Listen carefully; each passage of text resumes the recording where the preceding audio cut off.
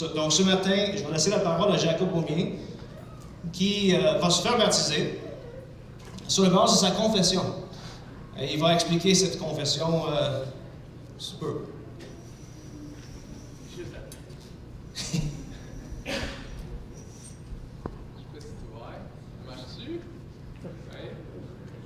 Bonjour tout le monde. Bonjour. C'est pas gênant pantoute. Mon nom c'est Jacob, pour ceux qui ne me connaissaient pas. Donc ça fait une couple de mois que je viens à votre église. Je viens choyer. C'est d'ailleurs ce qui m'a poussé à faire ce move-là qui est assez radical. Je ne sais pas si la majeure partie d'entre vous êtes nés et avez vécu longtemps dans un milieu chrétien. Peut-être que ça jure moins, mais de la perspective de quelqu'un qui vient de l'extérieur, ce processus-là a quelque chose d'assez étrange. Mais, à quelque part, ce que je suis en train de faire présentement... Oups, c'est un petit peu fort. Il y a quelque chose d'humiliant là-dedans, tu sais. Quelqu'un qui vient de l'extérieur trouverait ça bizarre, j'avais besoin de livrer un processus comme ça, et que je sois pas comme eux en train de vouloir chercher mon autonomie puis à m'érecter comme un être viril. Non, je vais me coucher dans un tub en stainless pour honorer une tradition qui est quand même plurimillénaire.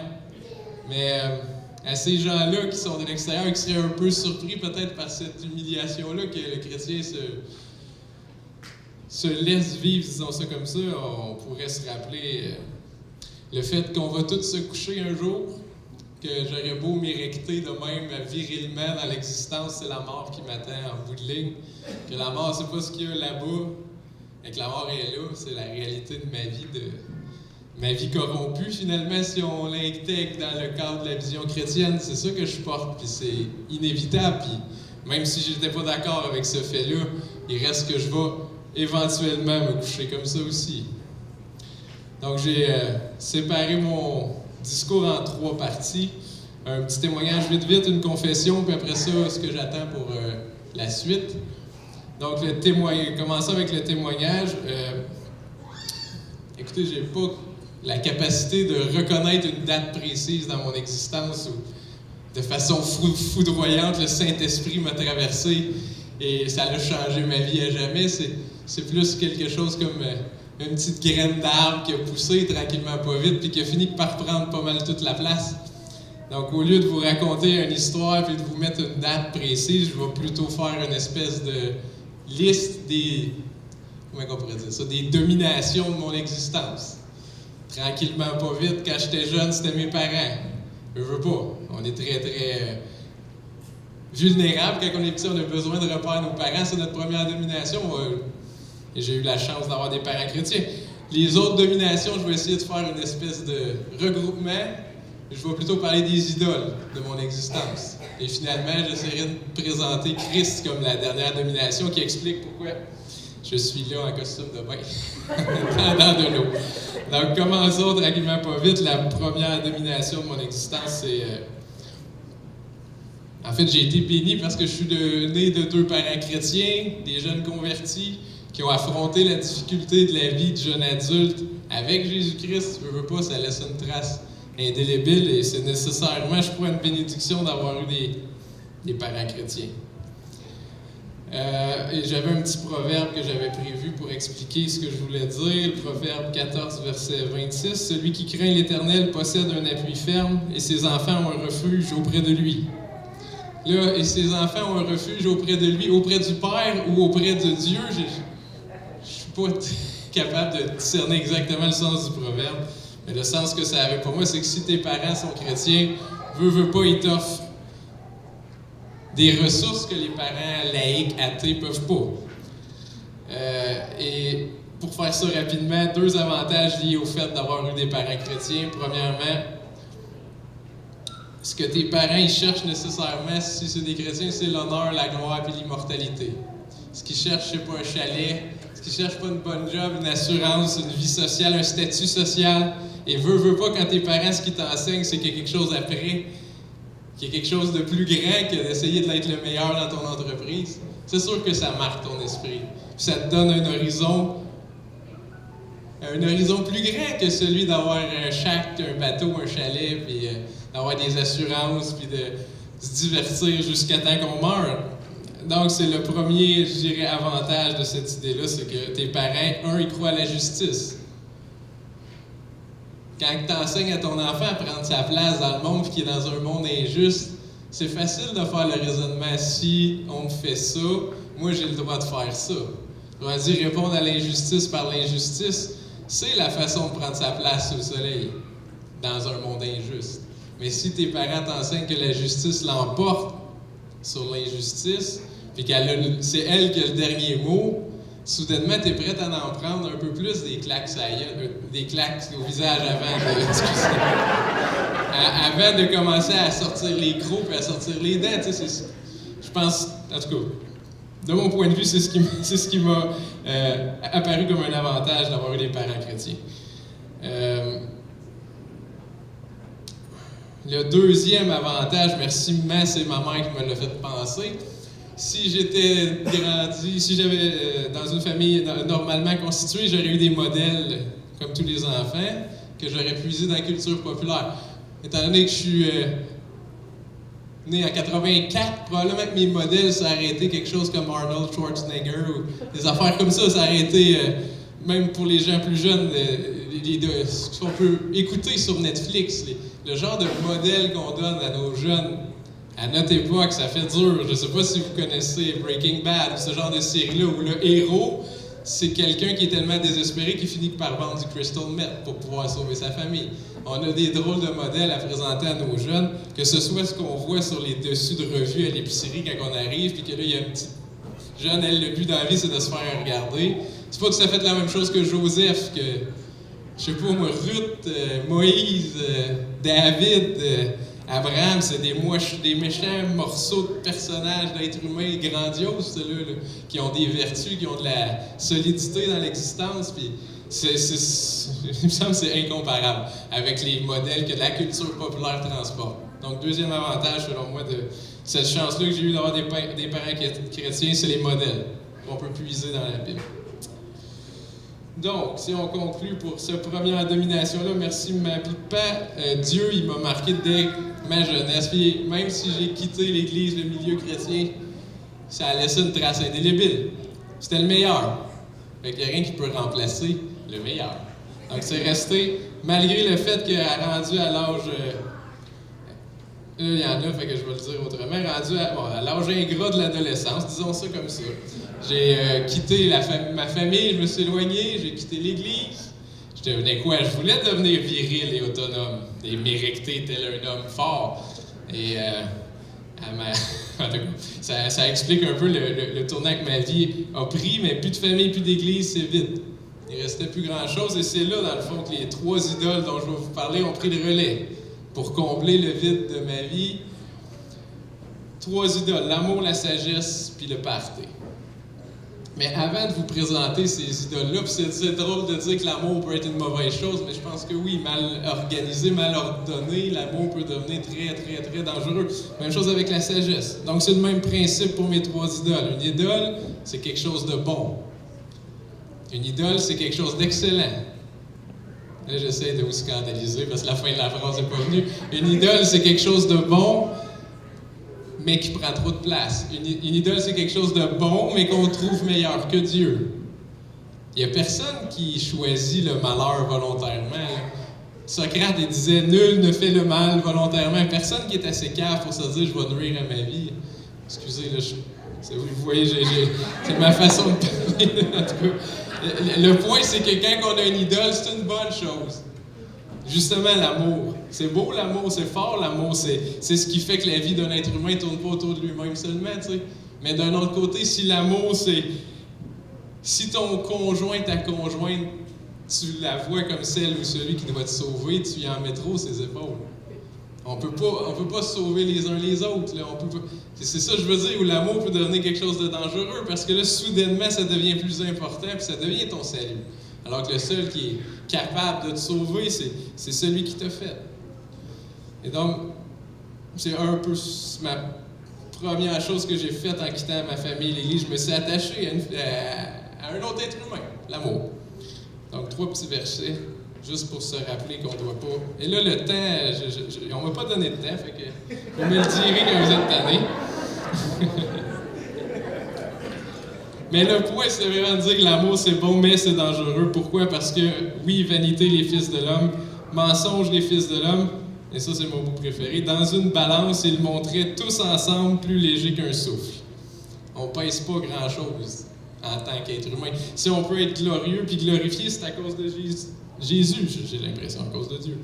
Donc, Ésaïe 2,22, « Cessez de vous confier en l'homme, dans les narines duquel il n'y a qu'un souffle, car de quelle valeur est-il? » Et Jérémie 17, verset 5, « Ainsi parle l'Éternel, maudit soit l'homme qui se confie dans l'homme et qui prend la chair pour son appui, et qui détourne son cœur de l'Éternel. » Donc, premier piège dans ma vie, l'amour. Puis quand on est jeune, il y a les hormones, il n'y a pas juste l'engagement, les hormones, ça pèse fort, mais c'est pas là pour te sauver. Deuxième idole, et ça c'est encore plus surprenant, la sagesse. Quand j'étais jeune, puis on m'a lu l'histoire de Salomon, qui avait choisi la sagesse par-dessus l'argent, j'avais trouvé ça vraiment impressionnant. Et en fait, ça a parti, j'imagine, d'un feu en moi qui a fait que j'ai cherché la sagesse. Et, malgré que j'ai quitté l'Église, je me suis tourné vers le stoïcisme. Vous savez, il parle du stoïcisme dans... Je me rappelle plus exactement où dans les évangiles, mais le stoïcisme, c'est une discipline philosophique qui essaie de te rendre excellent par la maîtrise de soi. Tu te connais, tu maîtrises ton cœur. Moi, je trouvais ça grand, je trouvais ça beau. Je trouvais que ça pouvait rendre un homme excellent. Et donc, je me suis dirigé vers les études en philo. Puis c'est beau, la sagesse. C'est ça qu'on... Il me semble que le Christ nous demande d'être sage.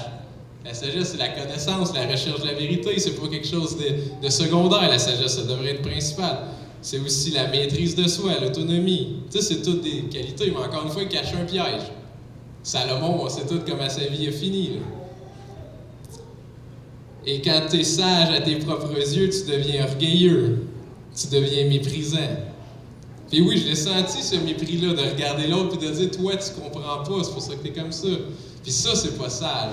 Je pense pas que ce soit quelque chose de bon. Et finalement, ça mène à l'aveuglement.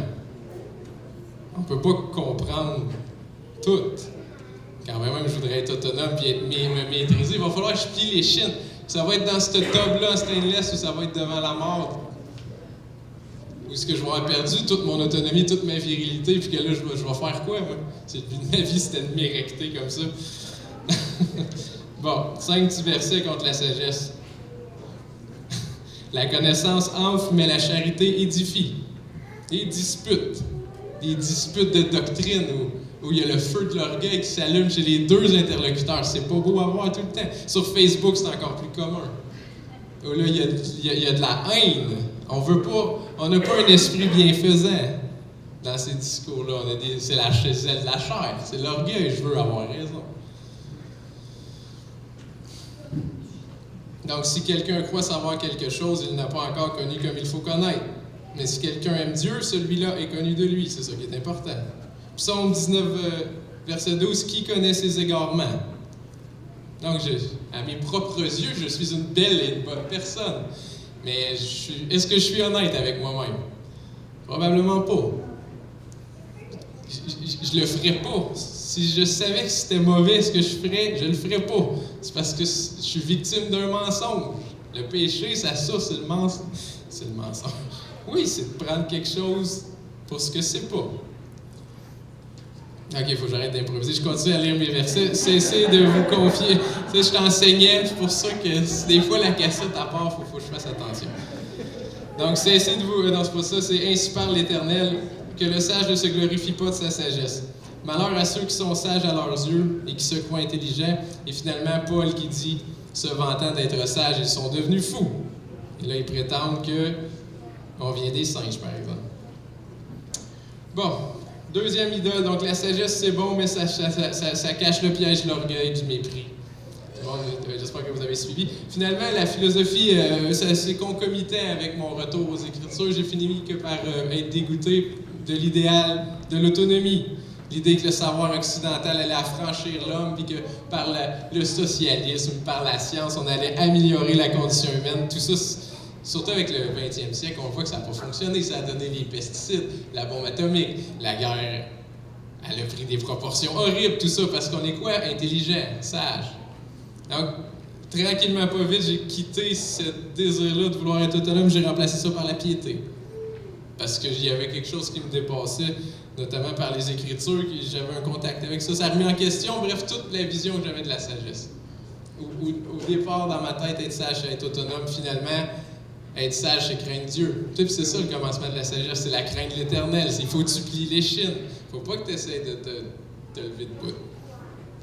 Et finalement, ça fait combien de temps? Je ne sais pas si c'est correct? Ok, cool. Est-ce que là... Donc finalement, la dernière idole. Et là, c'est sûr que mon histoire est pas claire dans ma tête, mais j'ai quitté ma famille, l'Église, je me suis tourné vers l'amour. Après ça, vers la sagesse, j'étais allé étudier en philosophie, je me suis fait des amis, j'étais allé vivre dans le monde. Je pense que ça veut encore dire quelque chose. C'est dangereux aller vivre dans le monde. C'est dangereux. Et donc, en philosophie, avec mes amis, ça va peut-être vous paraître bizarre, mais être un athée, c'est pas très original en philosophie. La majeure partie des gens qui étudient en philosophie, c'est des athées. Et c'est ça que je trouve bizarre, c'est qu'en me disant chrétien, ça me rendait original. Moi, je trouvais ça faisait moi quelqu'un de cool, parce que j'étais différent. Donc c'est bizarre, parce que c'est un peu pour ça que je suis resté attaché à cette doctrine-là. Les intentions n'étaient pas les bonnes. Mais c'est quand même mauvaise intention. Donc, j'étais l'original qui croyait en Dieu en philosophie puis qui s'opposait aux théories qu'on se faisait enseigner. C'est drôle comment Dieu a toujours le contrôle, finalement, on pourrait dire ça comme ça. Et donc, je vais le dire, c'est là pour me confesser, hein, mais le vide, au lieu de le remplir par l'amour, par la sagesse, je l'ai rempli par le party. Parce que c'est poche la vie des fois. C'est dur la vie quand tu es un jeune adulte. C'est pas quelque chose qui est facile à... Je sais pas comment on en arrive d'ailleurs à croire que la vie est facile. Mais il paraîtrait que c'est ça, la vie est facile, mais non. Puis là, t'es jeune, t'as pas de repère, tu sais pas où tu t'en vas, puis ben tu fais le party. Tu travailles, puis tu fais le party. C'est de même. Tu sais, Jésus, c'est en anglais « the Lord of the feast ». C'est comment on dit ça en français? Le Seigneur du festin. Du party, tu sais, il a changé l'eau en vin. Il y a quelque chose de beau dans la réjouissance. Mais quand tu te réjouis de rien, puis quand jour après jour tu fais des parties, à un moment donné tu te dis, il y a de quoi qui ne marche pas, on célèbre plus rien. C'est pas un party quand ça arrive tous les jours. Et le vide est revenu tranquillement pas vite, ça m'a satisfait pendant une couple d'années, mais à un moment donné, c'est l'abus. Ça mène à l'abus, cette espèce de cercle vicieux-là, qu'il faut que tu te stimules tout le temps en plus, parce que sinon tu le sens ton vide. Mais mon Dieu, le bras long. Puis dans mes amis fêtards, au moins c'était des amis qui avaient de certaines mesures. Ah oui, on buvait de l'alcool, mais on allait pas, c'était pas de la violence, on discutait de philo, tu sais, j'ai été comme gardé dans certaines bornes dans mes débordements. Ça m'a évité beaucoup de tourments. Ensuite de ça, mes amis fêtards, appelons-les comme ça, c'est eux qui m'ont ramené à l'Évangile. C'est par le truchement de mes amis fêtards que j'ai été ramené, à nous réunir en petits groupes. Puis on écoutait des prédications d'une église réformée. Puis là, c'était surprenant, ça. Qu'est-ce qui arrive? Comment ça se fait que nous autres, on se ramasse ensemble puis on écoute des prêches comme ça? Et finalement, tranquillement pas vite, c'est ici que j'en suis venu. J'ai fini par essayer de venir à l'église. Et là, Dieu est bon, mes enfants aimaient ça. C'était dur pour moi. Mais avec le sourire de mes enfants qui veulent y aller, ça m'a aidé beaucoup. Ça a aplani la voie. C'est pour ça que je vous dis, Dieu a le bras long. Il me garde depuis longtemps. Je le vois pas, son bras il est invisible, Dieu, mais c'est ce que je me dis. J'aurais pu me péter la gueule solidement, bien plus que ça. Finalement, j'ai fini, ça achève, là. Tim Keller, Tim Conway, Martin Lloyd-Jones, c'est tous des prédicateurs auxquels on a accès par Internet. Et c'est en les côtoyant que j'ai affermi ma doctrine, j'ai clarifié la doctrine, ça l'a rendue encore plus glorieuse, encore plus inébranlable. Et tranquillement, pas vite, ça a pris toute la place. Et c'était sur ça que je m'appuyais à cette heure, au lieu de m'appuyer sur ma sagesse. Parce que à un moment donné, tu finis par comprendre, c'est être prétentieux de vouloir faire ça. Fait qu'à force de fréquenter l'Évangile, mon cynisme est descendu. Parce que oui, j'étais cynique. Je venais d'une église chrétienne, j'étais parti, c'est pas pour rien. Je regardais ça, puis je regardais ça de haut. J'ai remplacé ça finalement par un amour des Évangiles. Et moi, je vois pas le temps passer, je l'ai déjà dit. Bon. Merci. Donc, c'est ça. Là, ça, c'était la troisième idole pas la troisième idole. C'est mon troisième point que Christ a dominé à travers tous ces écueils-là. Il était là quand même. Pour me donner un repère, pour me garder, finalement. Bon. Donc, il y a plein d'affaires que je n'ai pas dit, là, mais c'est pas grave. Je vais vous dire une dernière chose. Je vous disais, être chrétien, c'est être original dans ma tête à l'université face aux autres athées philosophes. Puis là, dans ma tête, je me citais Paul, que j'avais vachement mal compris. Paul, il dit « Je me suis fait à tous, je me suis fait tout à tous, afin d'en sauver de toute manière quelques-uns. » Alors moi, je me disais, je ne serais pas à l'extérieur du monde pour les regarder de haut et leur dire « Hey, vous n'êtes pas à bonne place. » Non, moi, je vais être dans le monde, ils vont me comprendre. Et je vais comprendre de quoi ils parlent, je vais être capable de parler à eux. Je vais être capable de m'adresser à eux avec leur langage. Et donc, encore une fois, j'arrête de flatter mon orgueil. Je me voyais beaucoup plus vertueux que je l'étais en prétendant être capable d'être dans le monde tout seul, sans personne avec qui pratiquer ma foi, puis de la garder cette foi-là. Puis de pas tranquillement, pas vite être érodé, puis être éloigné de la foi. Donc j'avais mal compris que Paul, c'est pas tout à fait comme ça que ça se passe, parce que j'avais rien à leur offrir. Je vivais comme eux. Fait qu'ils me regardaient et disaient « toi tu crois en Dieu, mais tu fais exactement la même chose que nous, pour qu'est-ce que tu as à nous offrir de plus? » Fait que ça marchait pas, cette méthode-là de je vais faire comme eux, puis là, ils vont m'écouter. Non, c'est moi, finalement, qui s'est comme fait pogner dans ce piège-là. Donc oui, il faut aller dans le monde, il faut être un flambeau dans le monde corrompu, mais il faut se ressourcer. C'est un peu ça, finalement, qui a fini par m'attacher à j'imagine, développer en moi le désir d'être attaché à une église. Donc, je ne sais pas si j'ai réussi à vous le faire sentir, ce mouvement-là doux dans ma vie, qui ressemble plus à une plante qui pousse qu'à une espèce d'éclair foudroyant. Mais tranquillement, pas vite, c'est les influences de ma vie qui se sont changées. C'est ce qui fait là, que je suis rendu ici. Donc, on est rendu à la confession. C'est un peu ça mon témoignage. C'est allé un petit peu vite, là, mais c'est pas grave. Donc, j'ai pris les articles du Credo des apôtres. Donc, c'est une vieille confession du début que les gens devaient réciter rapidement avant de finir en flambeau humain pour illuminer les rues de Rome ou pour aller égayer les Romains dans un cirque en train de se faire manger par un lion. T'es aussi bien de mourir avec une doctrine claire que de toute façon. Non, mais je veux dire, il fallait qu'ils se convertissent rapidement, ces gens-là. Et donc, je vais la lire, et là, je voulais la commenter, mais là, je vite. Donc, c'est simple, ça commence « Je crois en Dieu, le Père Tout-Puissant, Créateur du ciel et de la terre. » Donc, le monde, et là, c'est le philosophe en moi qui a le goût de vous dire ça, que c'est une des deux options, le monde qu'on connaît est éternel ou pas. T'as pas d'autre option. Si le monde est éternel, t'as pas besoin de Dieu. Si le monde n'est pas éternel, t'as besoin de Dieu. Fait que ce que croit le chrétien, c'est que le monde qu'on voit là, c'est pas ça le fondement, c'est pas ça qui est fondamental, c'est dérivé de quelque chose d'autre.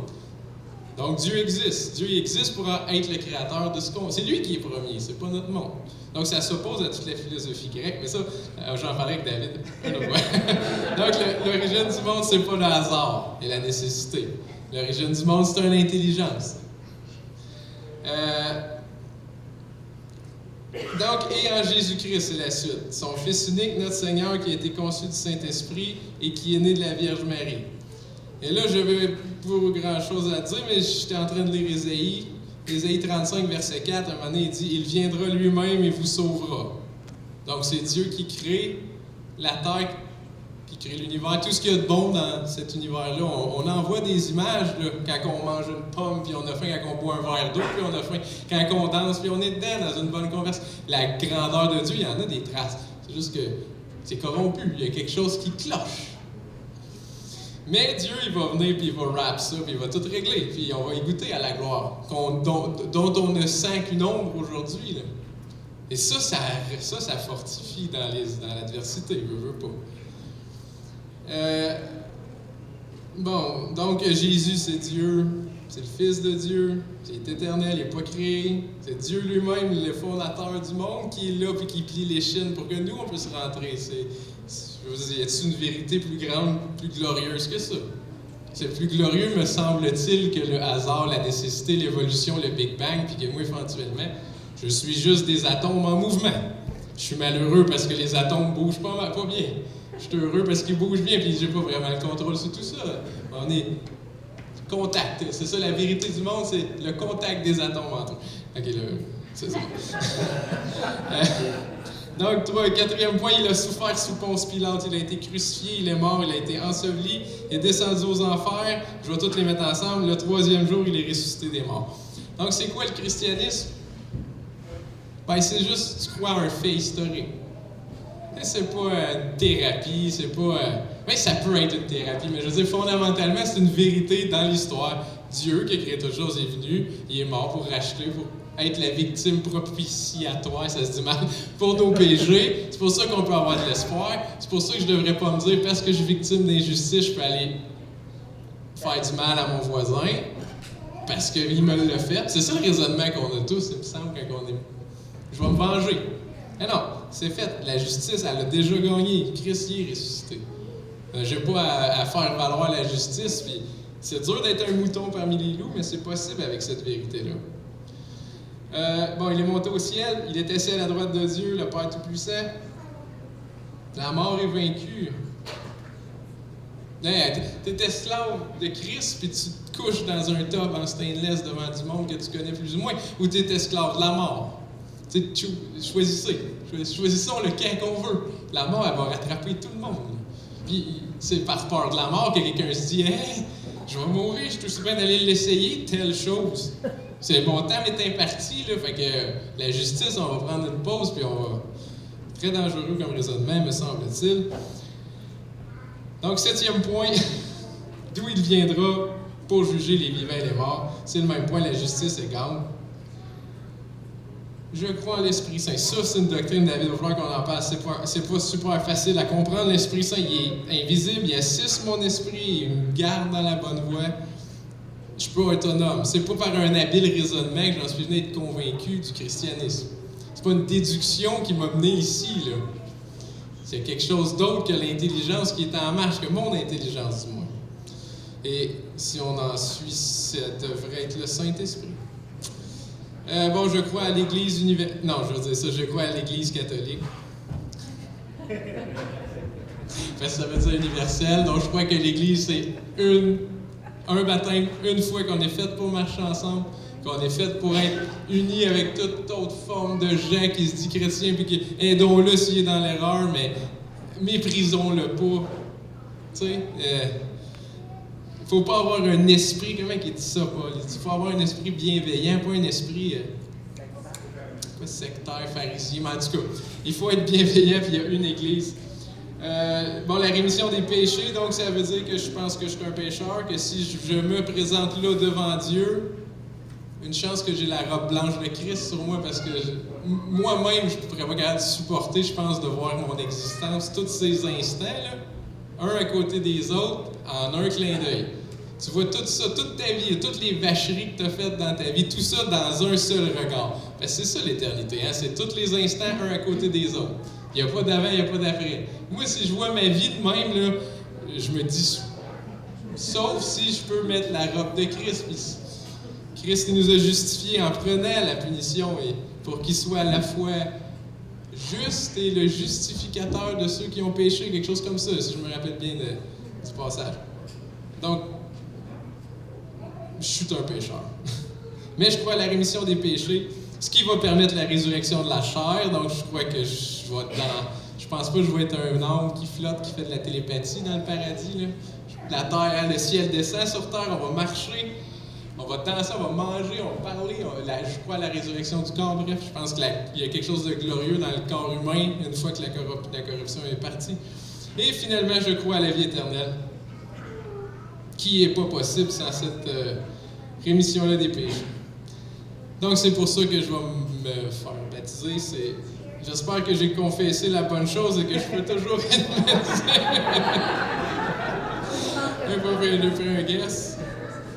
Et finalement, pour la suite, c'est quoi qui m'attend là, dans le futur? Je ne ferais pas laisser la pensée aux gens qui viennent ici que la foi, c'est un ticket pour le paradis. Alors, je vais juste lire 2 versets dans Philippiens, puis après ça, je vais en terminer. Faites toutes choses sans murmure ni hésitation. Ça, c'est dur. Afin que vous soyez irréprochables et purs, des enfants de Dieu irrépréhensibles au milieu d'une génération perverse et corrompue, parmi laquelle vous brillez comme des flambeaux dans le monde portant la parole de vie. On vous connaîtra votre amour, là. La barre est haute, mais Dieu est puissant. Et on a besoin de collègues chrétiens, je sais pas comment, de frères et sœurs chrétiens pour faire ça. Et deuxièmement, ce n'est pas que j'ai déjà remporté le prix ou que j'ai déjà atteint la perfection, mais je cours pour tâcher de le saisir, puisque moi aussi j'ai été saisi par Jésus-Christ. Frère, je ne pense pas l'avoir saisi, mais je fais une chose, oubliant ce qui est en arrière et me portant vers ce qui est en avant, je cours vers le but, pour remporter le prix de la vocation céleste de Dieu en Jésus-Christ. Donc ça met, je trouve, un beau défi devant la vie d'un chrétien, cette idée-là qu'il faut courir, il faut être digne de la vocation de Dieu, c'est pas une mince affaire, puis je serais pas capable tout seul. Il fallait que je m'inclue à une église, et c'est ça que je suis en train de faire. Donc ça fait pas mal le tour. Merci pour votre écoute.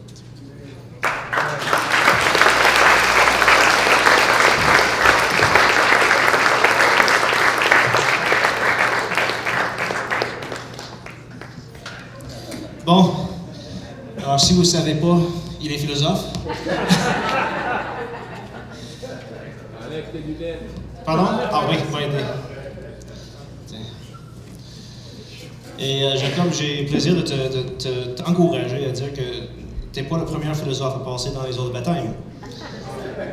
Des hommes plus grands que nous, Justin Martyr, un des premiers apologètes de l'Église qui était philosophe, il a passé dans les eaux de baptême, puis il n'a pas enlevé ses robes de philosophe après. En fait, on dit qu'il est le premier d'avoir fondé une église de philosophie chrétienne. Ensuite, Augustin, probablement le plus grand théologien de l'Église, était un philosophe stoïque et manichéen avant de donner sa vie au Seigneur. Puis C.S. Lewis, qui a grandi dans une famille chrétienne, puis qui, par la suite, a délaissé le Seigneur et est devenu athée. Il a vécu comme athée. Puis était finalement, il décrit dans ses propres mots, il était le converti le moins heureux de l'Angleterre. Dieu a poursuivi puis l'a ramené en criant et en se battant dans l'Église. Et était un philosophe encore qui est passé par ces mêmes eaux de baptême. Et donc, quand on te baptise, on est en train d'un certain sens, dire que tu passes par ces mêmes eaux de baptême que ces grands hommes-là. Une seule baptême. Et donc, sur la base de ta confession, que tu viens de nous donner. Je vais te baptiser. T'es bien ici. Tu peux m'aider, je suis un peu petit. Je te baptise au nom du Père, du Fils et de l'Esprit Saint.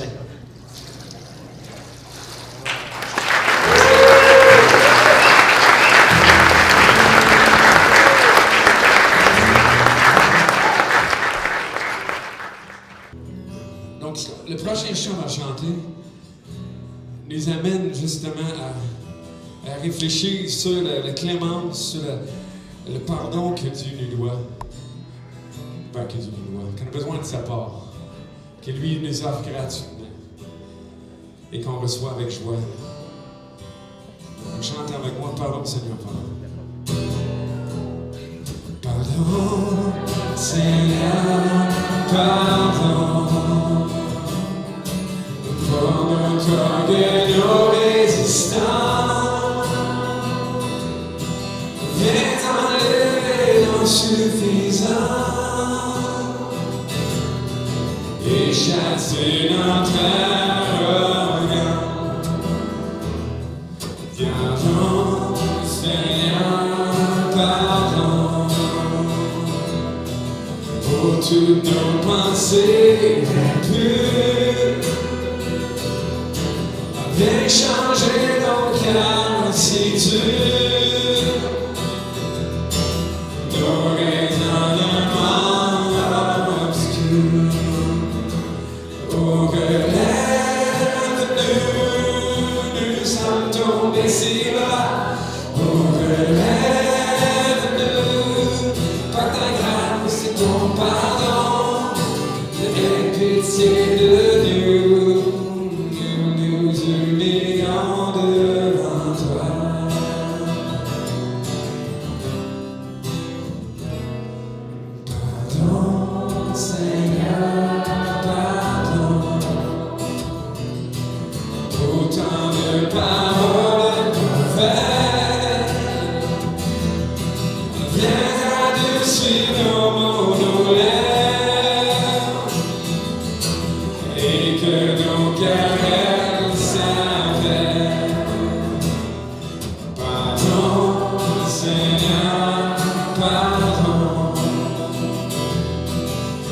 toujours garder rancune.